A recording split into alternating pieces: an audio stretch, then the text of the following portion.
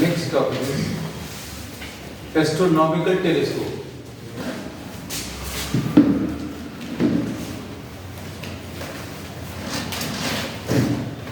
Astronomical telescope, as the name suggests, this is used for viewing astronomical objects or celestial objects. Celestial objects मतलब heavenly objects जो बहुत दूर हैं, and these are spherical in shape. जो भी objects अभी हम लोग देखने वाले हैं वो स्फेरिकल शेप के हैं and very large distant objects. तो स्फेरिकल ऑब्जेक्ट में रियल और इन्वर्टेड और erect image does not make any difference. हम लोग अगर कोई एक स्फेरिकल ऑब्जेक्ट ले लें या सर्कुलर शेप का कोई भी चीज ले लें, इसका जैसे वो फॉर एग्जांपल अगर इसका इन्वर्टेड इमेज अगर अभी हम लोग बना दें, जो चीज ऊपर है वो नीचे चली जाएगी, जो नीचे है वो ऊपर दिखने लगेगी, but it will not matter at all. लेकिन अगर ये ऑब्जेक्ट ऐसा है तो हम लोग अगर ऐसा ऑब्जेक्ट ले लेंगे तो ऐसे में इरेक्ट इमेज ऐसी ही दिखेगी, इन्वर्टेड इमेज ऐसी दिखने वाली है. So we say that erect and inverted image will make a difference for terrestrial objects. Terrestrial objects यानी अर्थ पर जो चीजों को हम लोग देखते हैं तो चीजें सीधी दिखनी चाहिए, इरेक्ट दिखनी चाहिए. लेकिन अभी हम लोग ये कहते हैं कि एस्ट्रोनॉमिकल टेलीस्कोप के थ्रू जिन ऑब्जेक्ट्स को देखेंगे वो इन्वर्टेड दिखेंगी, लेकिन अगर इरेक्ट भी अगर अभी हम लोग बनाएंगे तो it will not make any difference. अब इसमें the objects which you are seeing are lying at very large distance, बहुत ज़्यादा डिस्टेंस पर हैं, इसलिए जो लेंस अभी हम लोग यूज करेंगे towards the object will be having large aperture. So this is the objective lens. Objective lens. This is having large focal length and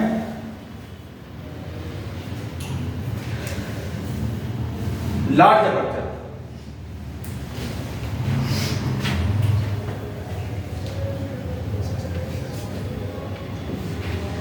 अब जैसा अभी हम लोगों ने पहले बोला था कि object is lying at very large distance, मतलब object is at infinity. Object is at infinity. Object अगर इंफिनिटी पर है तो इससे जो लाइट रेज आएंगी those will be parallel.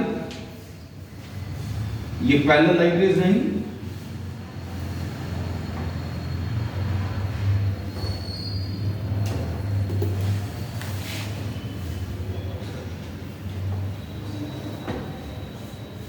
these are parallel light rays.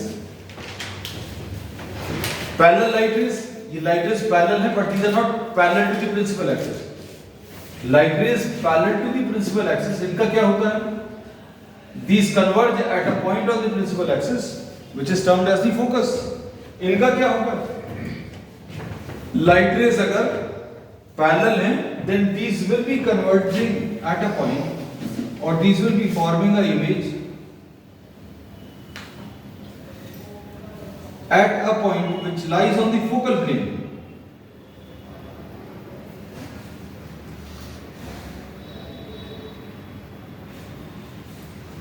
So this point is the focus of the objective lens.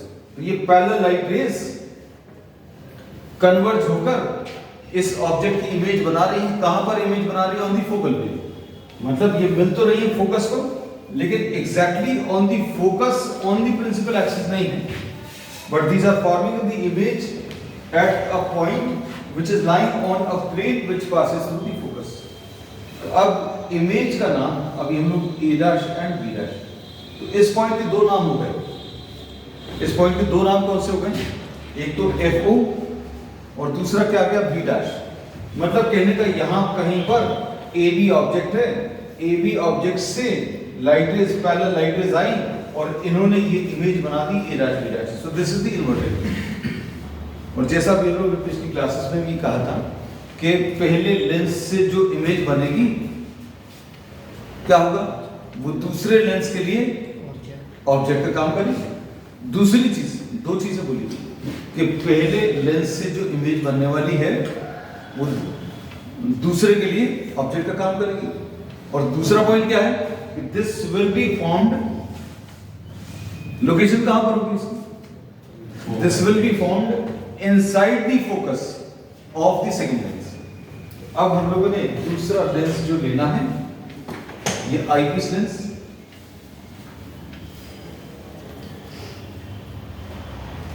this is having small focal length and small aperture, and this is what eyepiece.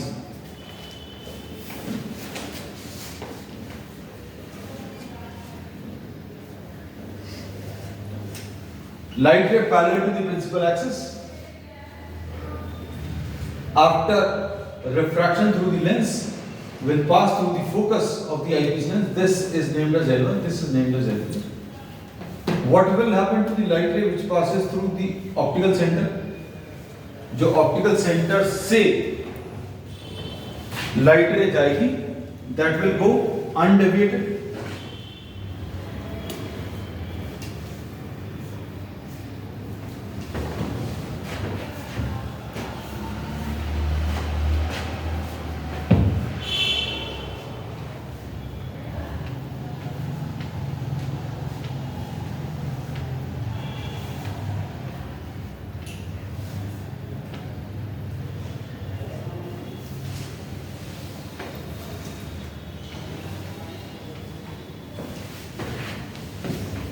Light ray parallel to the principal axis after refraction passes through the focus.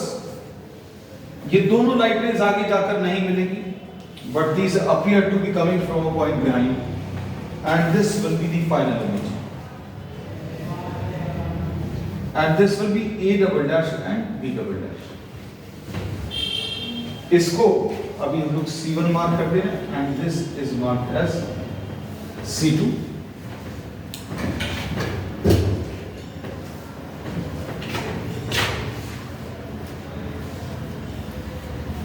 This is A4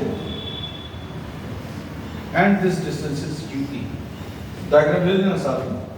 diagram अच्छे से बने उसके लिए एक simple सी hint हमारी तरफ से, एक सिंपल सा टिप और trick, that you take these parallel light rays, जो पैरेलल लाइट रेज हैं उनका angle with the X axis थोड़ा सा, angle with the principal axis थोड़ा सा कम रखना। मतलब ऐसी अगर बनाओगे, ये पैरेलल लाइट रेज अगर ऐसी कुछ बनाओगे तो डायग्राम थोड़ा सा मुश्किल बनाना। अब इसके बाद मैग्निफिकेशन का फार्मूला,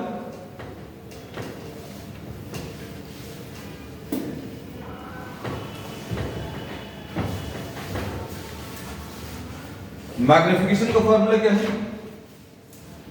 द एंगुलर मैग्निफिकेशन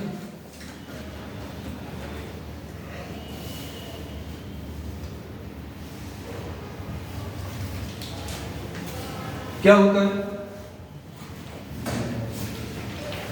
क्या होता है formula? We have discuss this in the previous class. This is beta upon alpha. Beta क्या है? क्या है जल्दी बोलो? एंगल सबटेंडेड बाय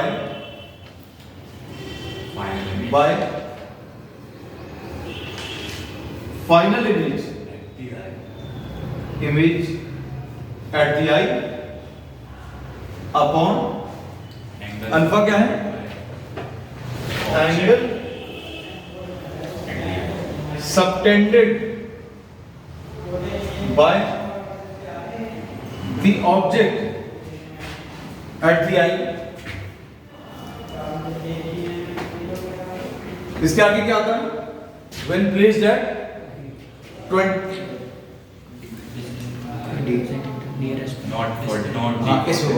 हम लोगों ने पिछली डेफिनेशन में लिया था, angle subtended bye, it is the ratio of angle subtended by the final image at the I to the angle subtended by the object eye at the eye when it is placed at 25 centimeter. हम लोग ये बोलते थे कि अगर आपको magnification of the instrument अगर देखना है तो सबसे पहले अनएडेड आई का मतलब क्या है, बिना इंस्ट्रूमेंट की मदद से आप उसको सबसे बड़ा देखें। बिना इंस्ट्रूमेंट के सबसे बड़ा देखने का तरीका क्या है, आप उस ऑब्जेक्ट को आंख के पास में ले आओ, बड़ा देखेंगे और पास में ले आओ और बड़ा देखेंगे, कितनी पास तक ला सकते हैं, 25 सेंटीमीटर।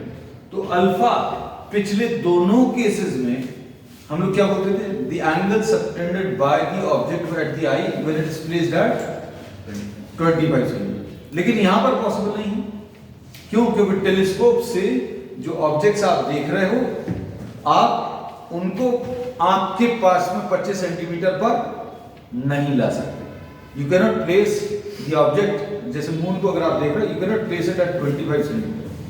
तो अब आप लोगों ने सिंपल यही डेफिनेशन दी, angle subtended by the object at the eye. कहने लगे ऑब्जेक्ट को पास में नहीं ला सकते,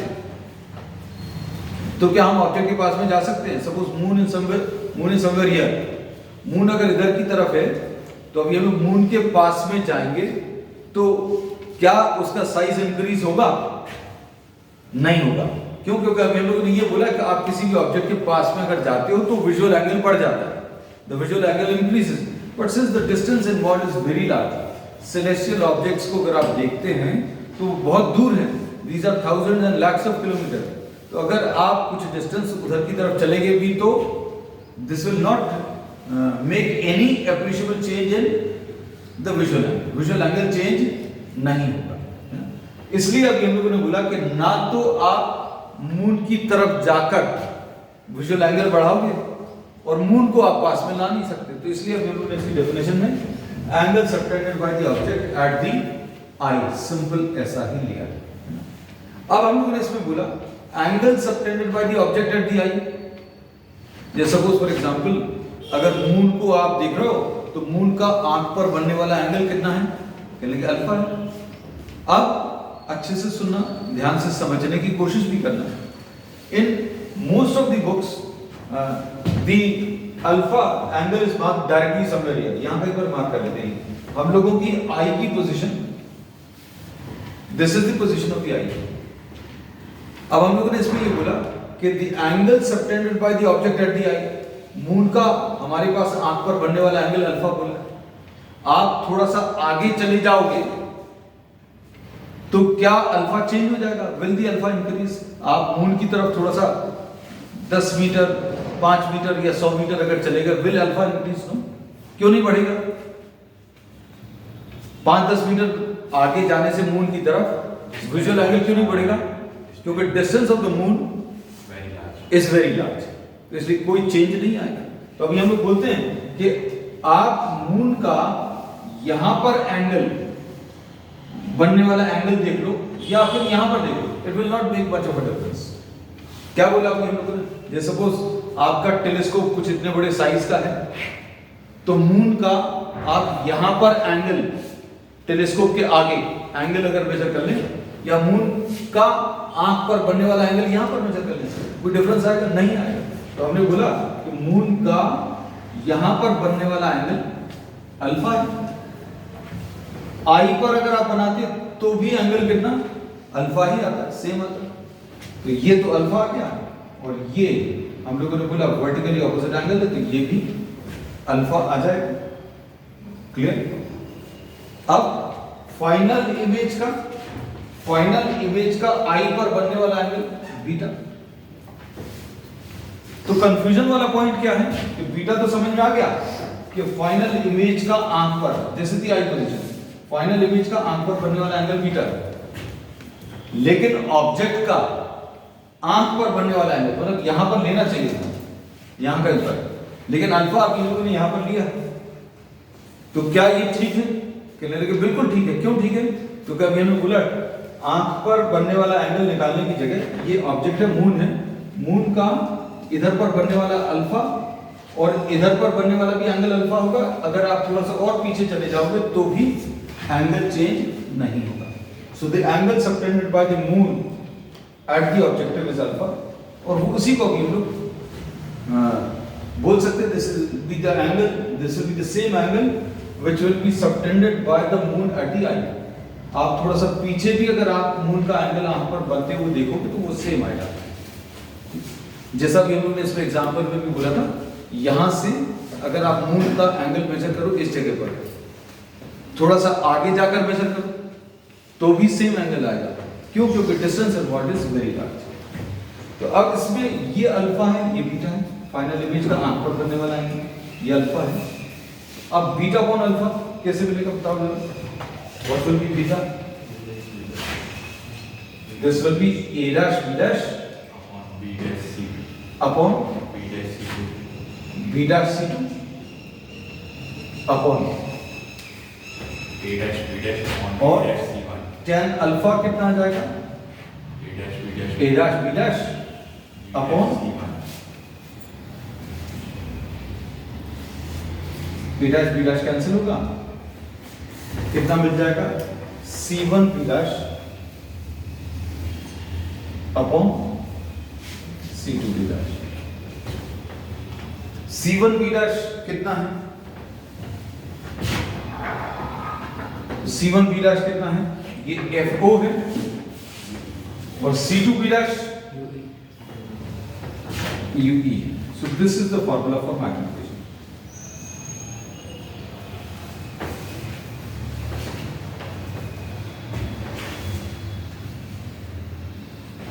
अब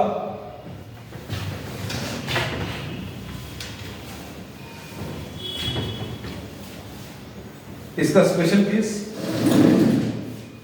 स्पेशल केस कौन सा? image formed at d final image formed at D.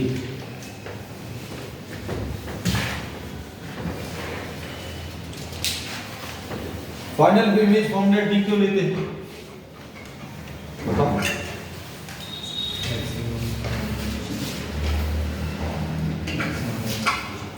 This is the condition for maximum magnification. हम लोगों ने जैसा पहले भी कहा है कि इंस्ट्रूमेंट से किसी ऑब्जेक्ट की इमेज ये बन गई है। अच्छे सुनो, ऑब्जेक्ट किसी इंस्ट्रूमेंट से ऑब्जेक्ट की इमेज ये ऐसी बन गई है। अब हमने बोला इमेज को बड़ा देखना चाहते हैं तो क्या करें? इमेज को आंख के पास में बनाना। आंख के पास में लाएंगे तो क्या होगा? विजुअल एंगल बड़ा हो जाएगा। और पास में लाओगे तो विजुअल एंगल और बड़ा हो जाएगा। तो इस इमेज को, इतनी ही साइज की इमेज को अगर आप सबसे बड़ा देखना चाहते हैं तो क्या करेंगे? इस इमेज को हम लोग कहां पर बना लेंगे? आंख के पास में बना लेंगे। और सबसे नजदीक कहां पर बना सकते हैं? सबसे नजदीक कहां पर बना सकते हैं? 25 centimetre. So we say that the maximum magnification is obtained when the final image is formed at least distance of distribution. तो अभी आप ब्रैकेट में लिख सकते हैं, this is the condition for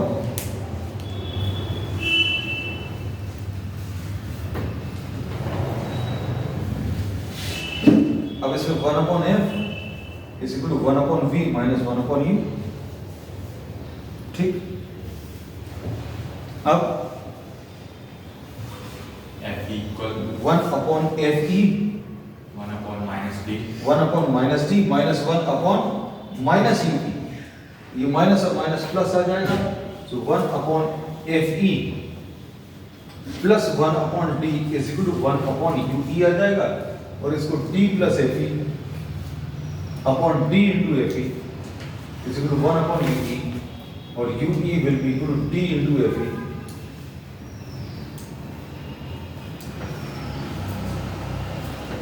d into fe। अब ये वैल्यूज अगर आप सब्स्टिट्यूट करो, FO upon UE की वैल्यू कितनी आ जाएगी? d into fe upon d plus fe कितना आ जाएगा? FO upon FE d plus FE upon d, यह आ जाएगा FO upon FE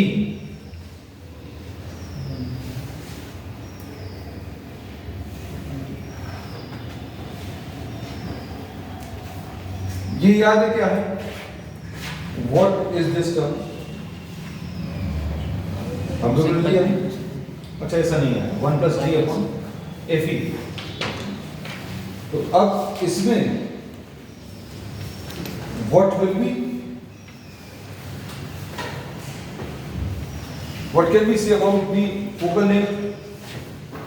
मैग्निफिकेशन अगर बढ़ाना है तो ये कैसा रहेगा? F O large focal length, F E small focal length. तो ये अभी हमने लिख दिया, large aperture large focal length और आईपीस कैसा? Small aperture and small focal length. इसका अपर्चर बड़ा क्यों लेते हैं? Because the object is placed at very large distance और बहुत ज्यादा डिस्टेंस पर रखा हुआ object come amount of light देता है, तो ज्यादा से ज्यादा लाइट गैदर करने के लिए we are taking the large size. फिर इसके बाद next case,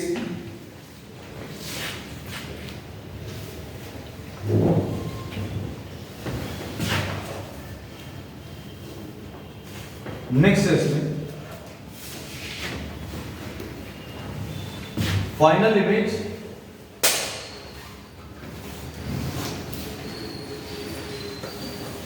formed at infinity. Final image formed at infinity. Final image infinity पर कब बनेगी? Final image चलो देख लेते हैं। 1 upon f is equal to 1 upon v minus 1 upon u।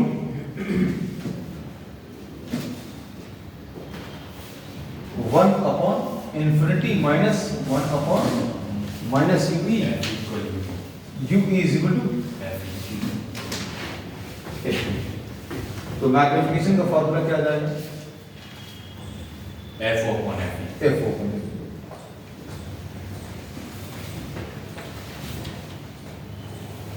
Final image formed at infinity. This is termed as what? Relax vision. इसको भी लोग क्या? Relax vision बोलते हैं। इसका जो डायग्राम आएगा,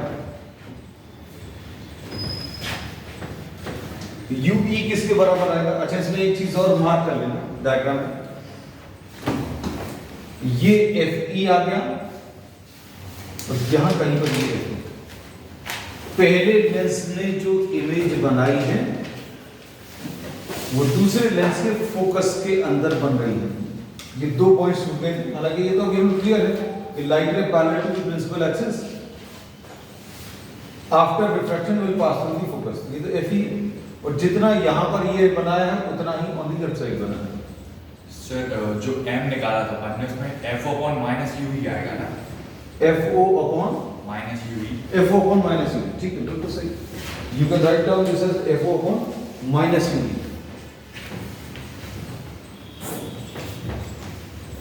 और ये नेगेटिव साइन क्या इंडिकेट करता है? नेगेटिव साइन इंडिकेट करता है कि जो final image formed is what? Inverted. Final image inverted बन रही है। क्लियर? अब ये जो स्पेशल केस ऑफ इन्होंने लिया है, final image formed at infinity, ये कब पॉसिबल होगा? हम इसको रख कर दे रहे हैं इस वाले पार्ट में।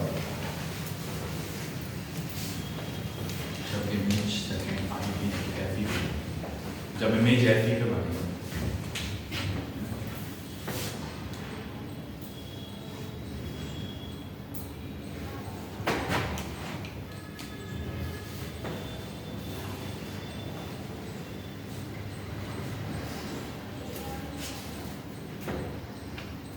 ये इमेज फर्स्ट लेंस ने बनाई, कहां पर बनाई? This point will also be known as FO। और इस वाले केस में ये UE किसके बराबर है? FE के बराबर है। मतलब ये वाला UE जो है, this is equal to FE।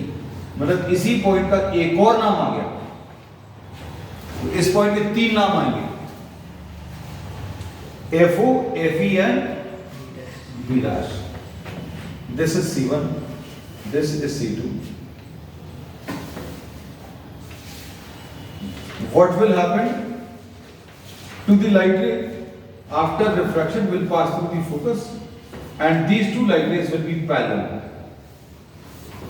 ये दोनों लाइट रेज कैसी रहेंगी? पैरेलल रहेंगी, और अगर ये पैरेलल हैं तो इनकी फाइनल इमेज कहां पर? This will be found at infinity.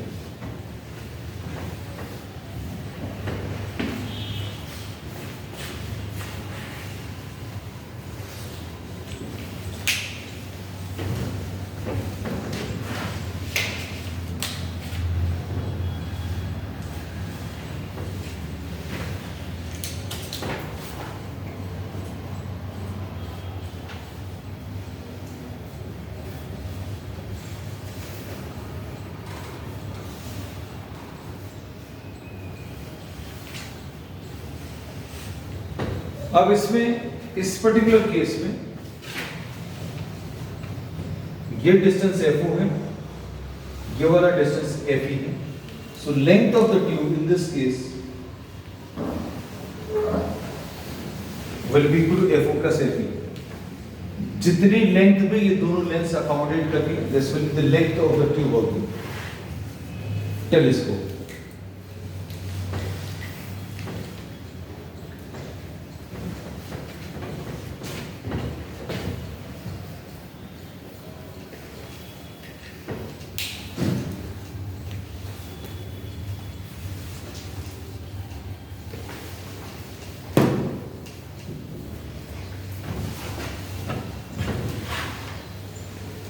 बस एक छोटा सा टॉपिक और, terrestrial telescope.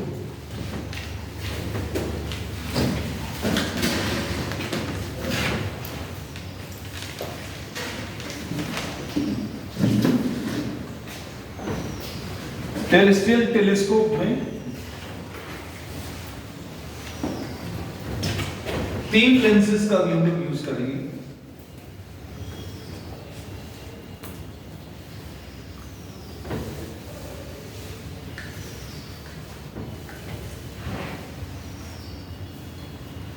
What will happen to these parallel light rays? Objective lens से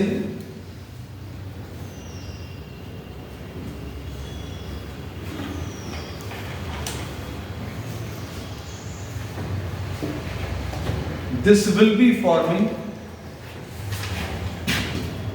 the image at focus. इसी पॉइंट का एक और नाम FO भी आ गया. ठीक, ड्रॉ करो साथ में.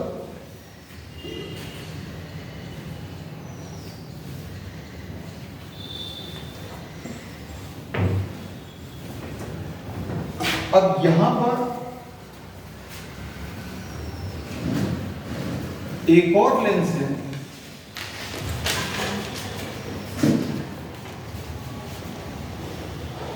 जो इसकी इमेज विदाउट चेंजिंग द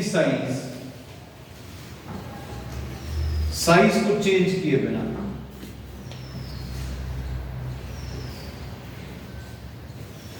यहां कहीं पर बना दें. So what has this lens done? इस लेंस में ये कब पॉसिबल है? ये वाला डायग्राम, ये वाला डायग्राम. अब ये लोग कहते हैं अगर ऑब्जेक्ट 2F पर रखा हुआ है तो विदाउट चेंजिंग द साइज इसकी image on the other side 2F distance पर बनेगी. बिल्कुल वैसे ही कुछ हुआ. जितने डिस्टेंस पर ये ऑब्जेक्ट रखा होगा उतने ही डिस्टेंस पर उसी साइज की इमेज यहां पर होगी. सो this is 2F, this also is 2F. F क्या है इसमें? F is the focal length of this lens and this lens is termed as the erecting lens, जो इमेज को इरेक्ट कर देगा. अब इसके बाद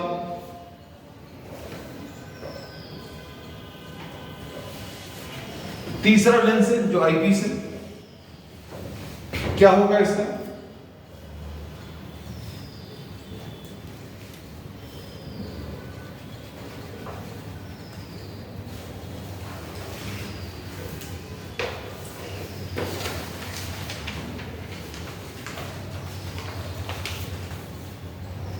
ये लाइट रेज आगे जाकर तो नहीं मिलेगी, but these appear to be coming from somewhere behind, and this will be the final image. A triple dash, B triple dash.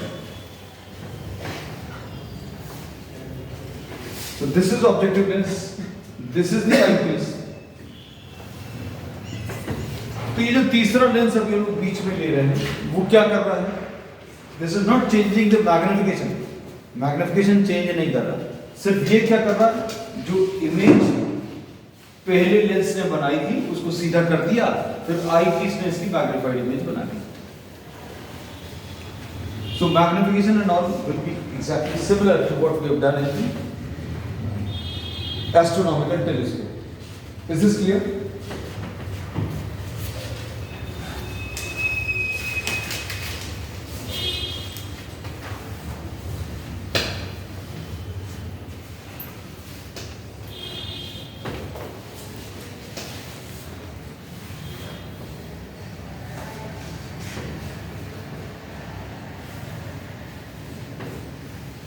अब इसमें now the difference between what a microscope and a telescope. Microscope और telescope में difference क्या है? ये एक आध बार आया है क्वेश्चन.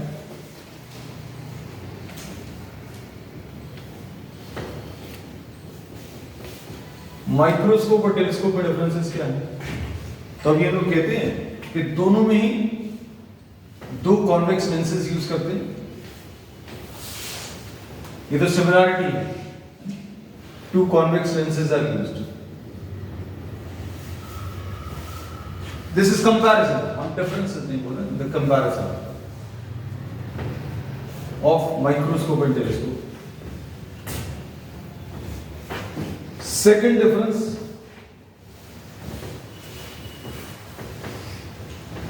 सेकंड डिफरेंस क्या है? The object is very very small. Object इसमें बहुत छोटा है and very near to the eye. यहां पर कैसा? Object is very very far, is very very large, पहले लिख लें, and very far, बहुत ज्यादा दूर है और बहुत ज्यादा बड़े साइज का है.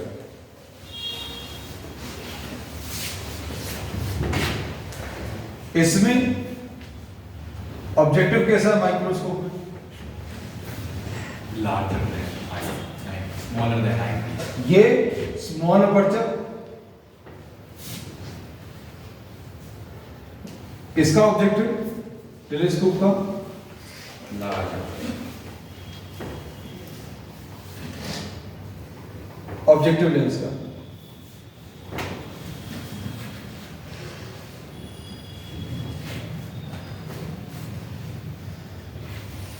Next,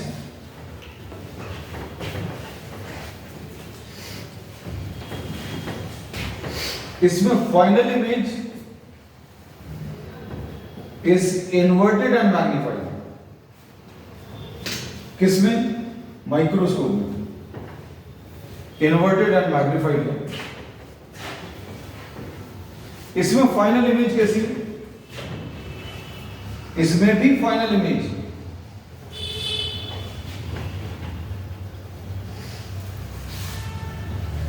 final image is inverted.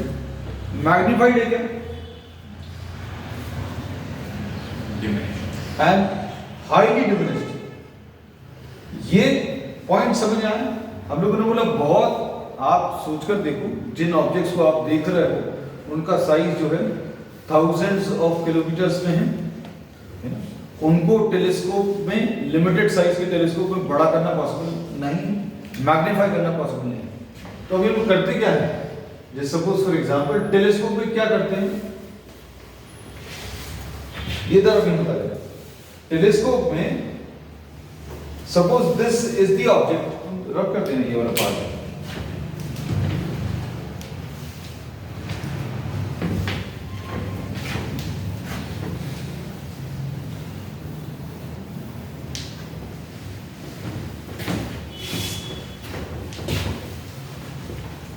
Telescope में दिस इज द ऑब्जेक्ट, ये सेलेस्टियल ऑब्जेक्ट है, and this is placed at a very large distance, और इसका आंख पर पड़ने वाला angle this is very small. With the help of the telescope you are actually not magnifying the object, but you are forming a diminished image.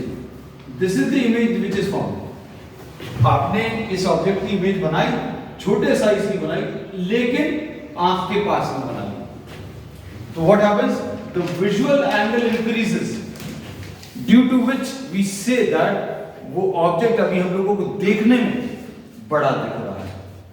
तो बड़ा क्यों दिख रहा है, इसका रीजन क्या है, because we are forming a highly diminished image but near to the eye, and the visual angle increases, therefore the object appears to be larger, the final image appears to be larger। तो इसमें अभी हमने लिखा है कि final image is inverted and highly diminished। अब इसमें next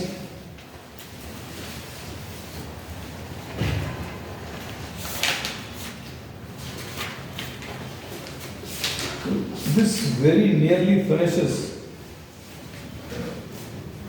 the chapter। अब हम लोग इस पर बेस्ड कुछ एक दो क्वेश्चन दे रहे थे, PYQs।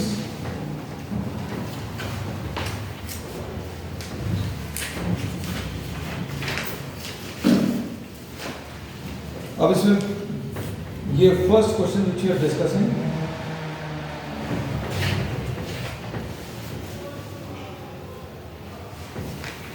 You are given 3 convex lenses.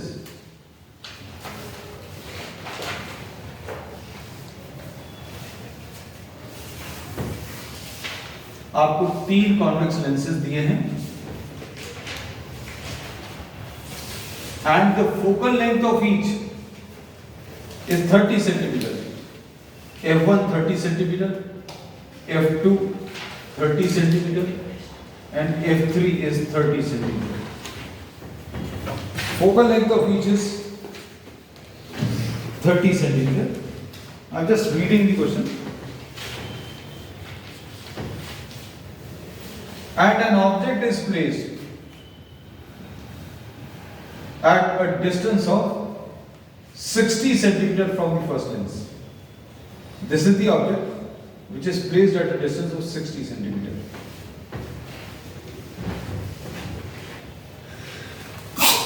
फिर इसके बाद the final image is formed at a distance of 30 centimetre. यहां पर 30 सेंटीमीटर डिस्टेंस पर ये फाइनल इमेज फॉर्म की है।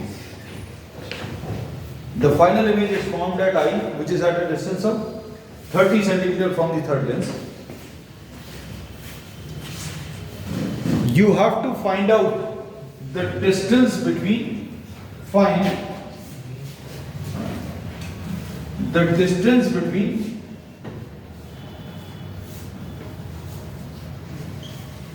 L1 and L2 and L2 and L3। L1 और L2 के बीच का डिस्टेंस बताना और L2 और L3 के बीच का डिस्टेंस बताना।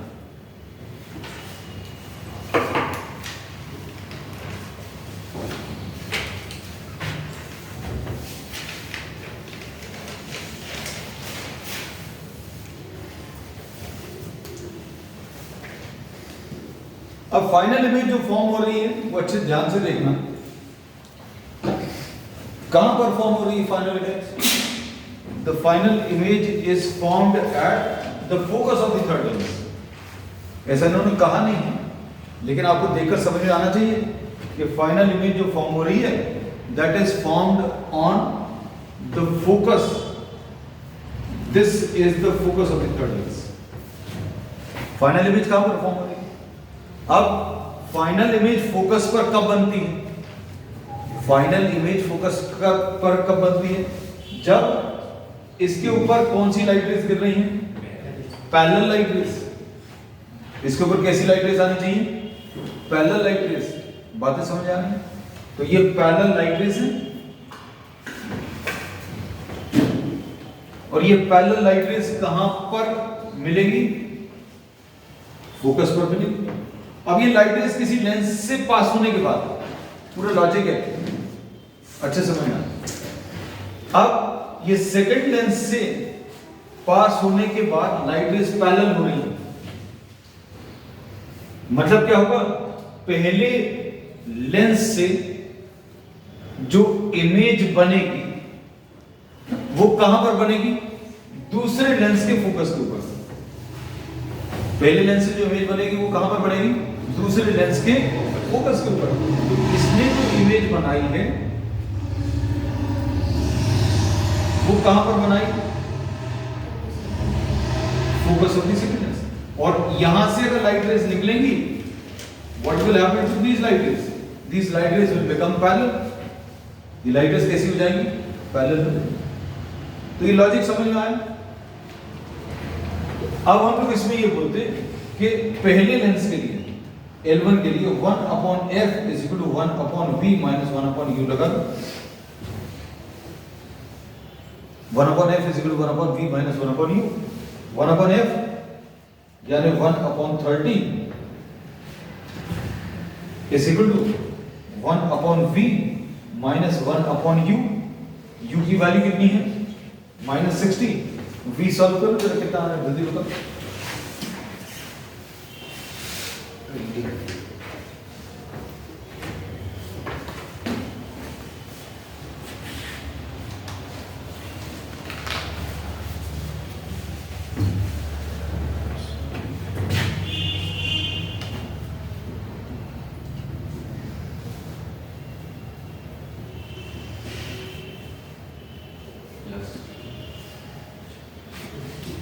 60 2 minus 1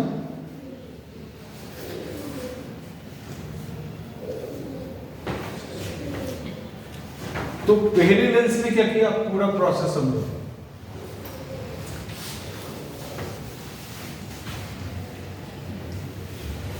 पहले लेंस ने इस ऑब्जेक्ट की इमेज कहां पर बनाई?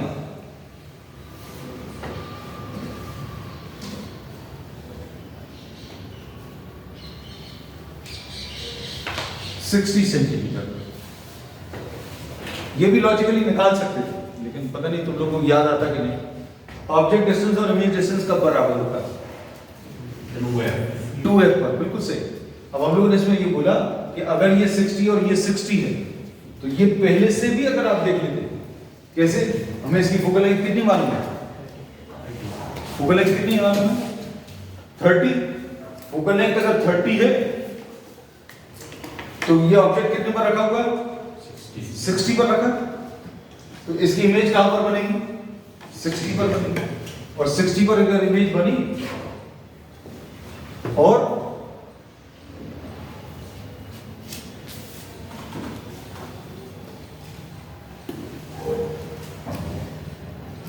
ये इसके फोकस पर आएगी। ये क्यों ऐसे फोकस पर आएगी बताओ? पहले वाले ने जो इमेज बनाई है वो दूसरे के फोकस पर क्यों बनेगी? क्योंकि दूसरे लेंस से लाइट रेज हमें कैसी चाहिए? पैरेलल चाहिए। पैरेलल क्यों चाहिए? पैरेलल क्यों चाहिए? क्योंकि इसकी जो फाइनल इमेज बन रही है वो कहां पर बन रही है? 30 सेंटीमीटर पर बन रही है। और 30 सेंटीमीटर क्या है? फोकस। तो इस तीसरे लेंस के फोकस पर इमेज बन रही है, मतलब लाइट रेज पैरेलल होनी चाहिए। और लाइट रेज ये पैरेलल कब होंगी? ये लाइट रेज पैरेलल कब होंगी?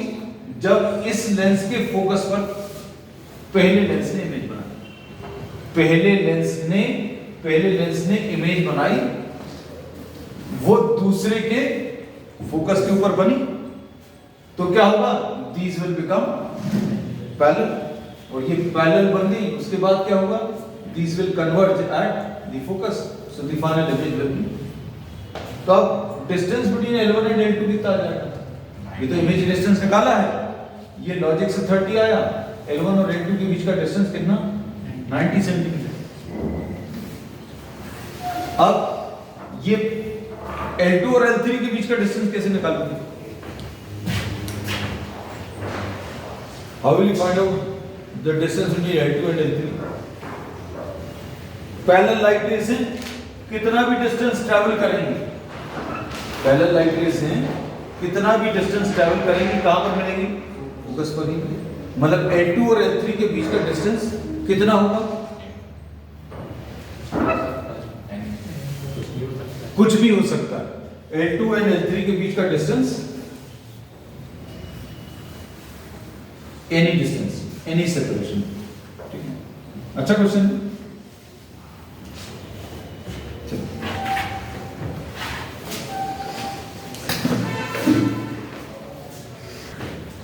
नेक्स्ट क्वेश्चन,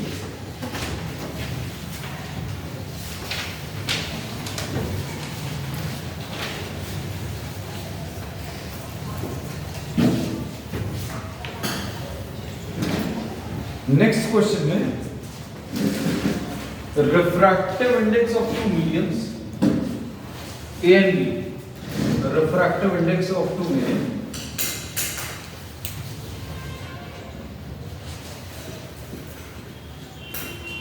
are 2 and √2, दो मीडियम्स का रिफ्रैक्टिव इंडेक्स 2 and √2 दिया है। Find the critical angle at the interface. A का रिफ्रैक्टिव इंडेक्स 2 है, B का रिफ्रैक्टिव इंडेक्स कितना, √2 है। Which of these is the denser medium, A और B में से, A और B में से कौन सा डेंसर मीडियम है, so we say that A is the denser medium, क्योंकि A का रिफ्रैक्टिव इंडेक्स 2 है और B रेयर मीडियम है, ये डेंसर है क्योंकि इसका रिफ्रैक्टिव इंडेक्स ज्यादा है, और ये B रेयर मीडियम है क्योंकि इसका रिफ्रैक्टिव इंडेक्स कम है 1.414, और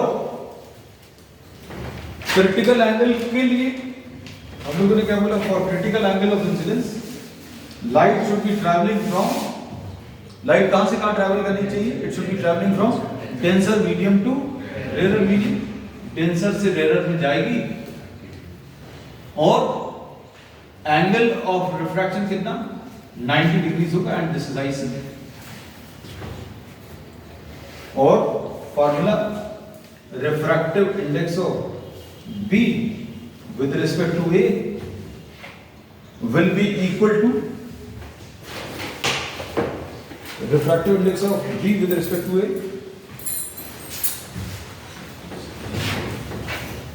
refractive index of B upon refractive index of A, और स्नेल्स लॉ अगर अप्लाई करें तो क्या आ जाएगा, A में बनने वाला angle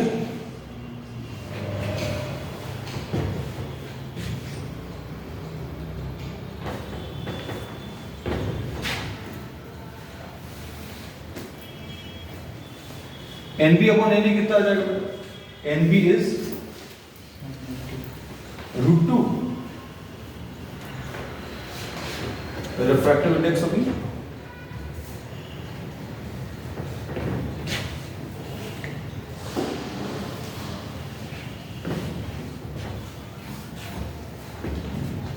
and this will be equal to what, क्या लिखेंगे formula, refractive index is refractive index of A with respect to B कितना आ जाएगा, √2 आ जाएगा। B में बनने वाला एंगल कितना है 90,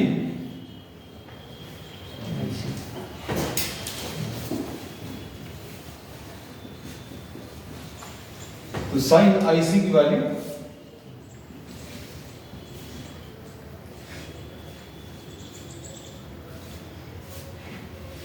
IC will be equal to 45 degrees.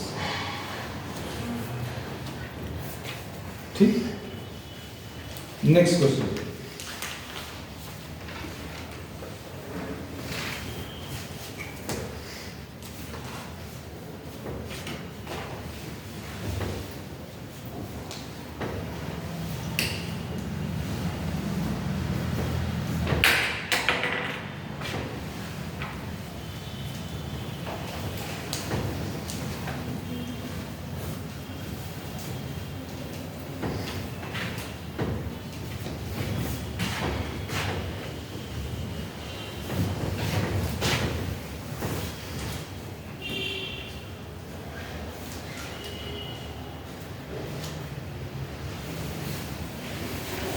This is suppose 60 degrees. A ray PQ is incident. Normally, this is PQ. You have to trace the path of the light ray.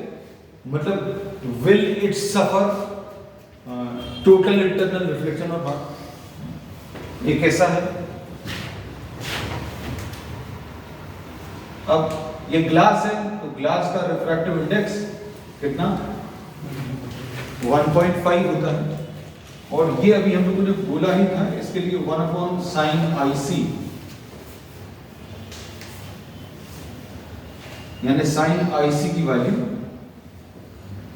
1/1.5 यानी 2/3 आ जाएगा, और ये इसको सॉल्व करने पर approximately 42 degrees होता है। तो व्हाट विल हैपन, मतलब अब हमें ये बताना है इसमें फर्स्ट फेज, सेकंड फेज या थर्ड फेज, मतलब फर्स्ट से पास होने के बाद ये सेकंड से बाहर निकलेगी कि थर्ड से बाहर निकलेगी। थर्ड से बाहर कब निकल सकती है? जब टोटल इंटरनल रिफ्लेक्शन। सेकंड से बाहर कब निकलेगी? जब इसमें टोटल इंटरनल रिफ्लेक्शन नहीं होकर क्या सिंपल रिफ्रैक्शन हो रहा। अब इसमें इसको आगे बढ़ा दिया। अब ये देखो, ये 90 डिग्रीज है, ये 60 है, तो ये कितना जाएगा 30 डिग्रीज, और ये 30 डिग्रीज है, ये 90 डिग्रीज है, तो ये कितना आ जाएगा बेटा? ये कितना आ जाएगा 60 degrees.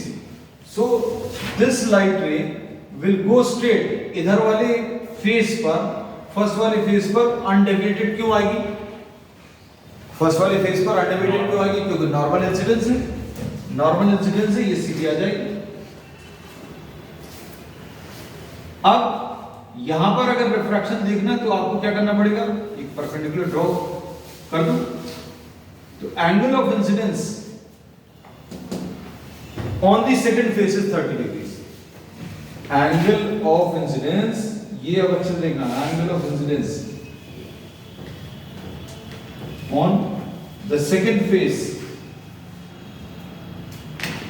is 30 degrees, and this 30 degrees is smaller than IC.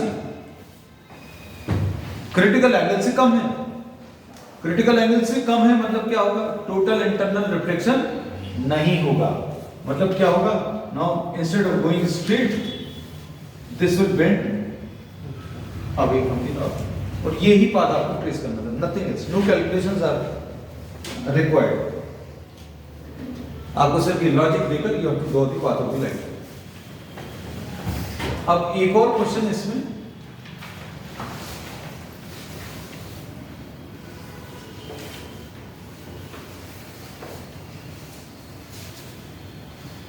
Right angled isosceles prism है।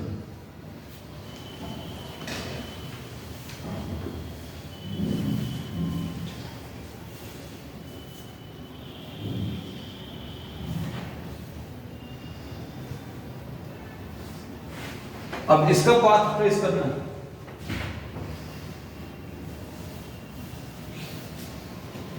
Once again, this is a glass prism.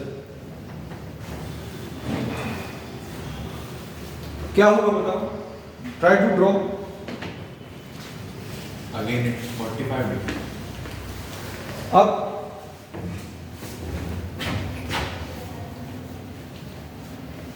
ये 90 है, ये 45 है, ये भी 45 आएगा, ये 90, तो नॉर्मल इंसिडेंस, मतलब यहां पर तो कोई पाथ चेंज नहीं आएगा, सीधी चली जाएगी।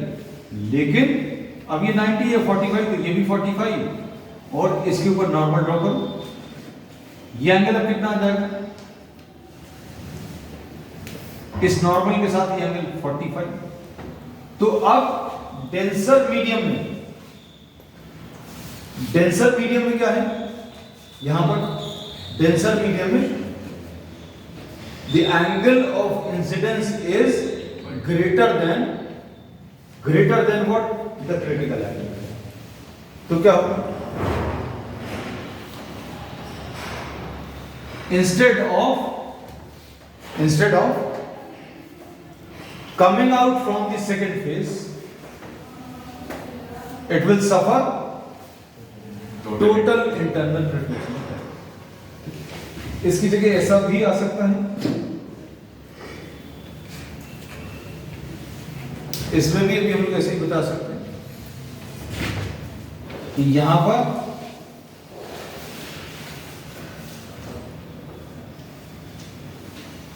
अब चूंकि कैलकुलेशन अभी हम लोगों ने कर ली है, this is 45 total internal reflection, मतलब रिफ्लेक्शन होगा जितने एंगल पर इंसिडेंट है उतने ही एंगल पर रिफ्लेक्ट होगी, तो ये ऐसा कुछ बाहर निकल। नेक्स्ट क्वेश्चन में इक्विलैटरल ग्लास प्रिज्म दिया है।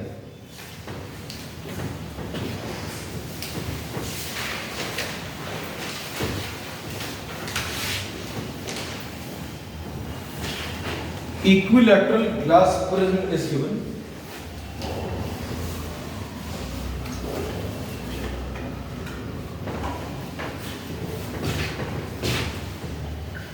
मतलब A की वैल्यू 60 डिग्रीज है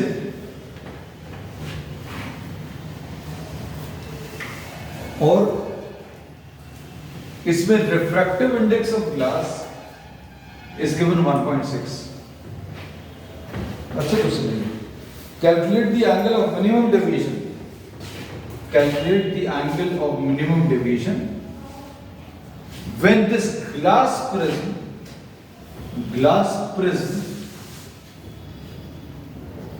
is placed in a medium of refractive index 4√2/5. अब इसको सॉल्व करने के लिए फॉर्मूला जो अभी लोग यूज करेंगे वो क्या है, refractive index of glass in the medium, क्योंकि अभी हम लोगों ने क्या किया है, आपने इस ग्लास प्रिज्म को किसी मीडियम में रख दिया है और फॉर्मूला क्या है, sine of a plus delta m divided by 2 upon sine of a by 2। Solve करो इसको, can be solve this.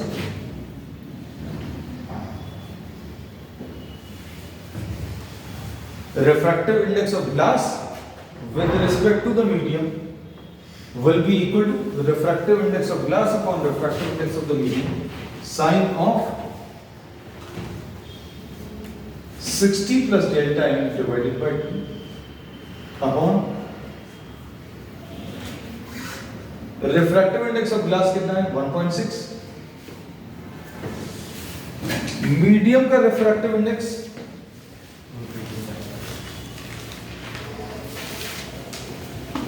is 4√2/5 is equal to sine 60 plus delta m divided by 2 upon sine 30।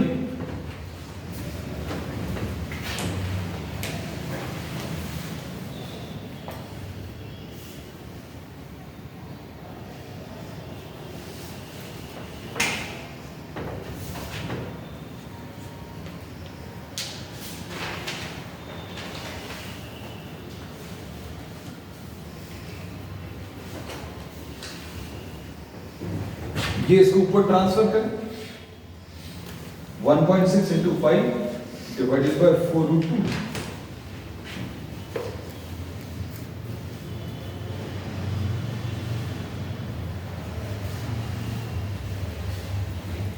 ये 1/2 आएगा 1.6 into 5 8 8 तो ये कितना आ जाएगा 8 divided by 4 root 2.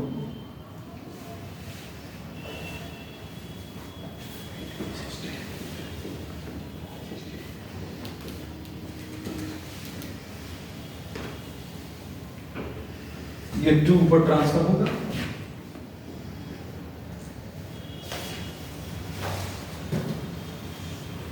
so 1 by root 2 is equal to sine 60 plus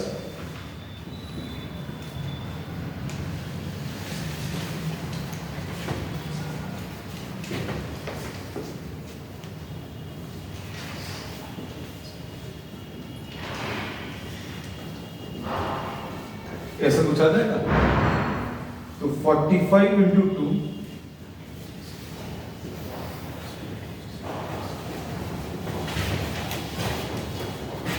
30 और delta m will be equal to